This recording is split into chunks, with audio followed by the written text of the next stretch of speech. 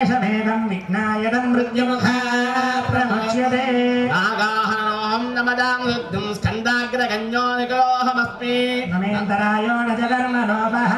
नमन्यमामेन भजन्नयश्च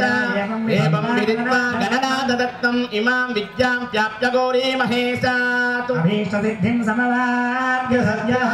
पूजापदान्तजयापमन्त्रं सिंहं प्राप्य मदं वापयाहि मां हेरम्बो वृषणमदेते स सर्वान् कामान् लभते सस्य बहुतो देवदेवोत्तमस्य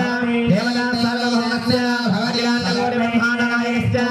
भवति सर्ववेदवारायणवन्यं लभते गणेशदायुज्यमाप्नोति एवं वेदेत्यपनिषदो अस्य भगवतो देवदेवस्य अगणितानेकदिव्यावतारस्य अज्ञान्तरेकस्य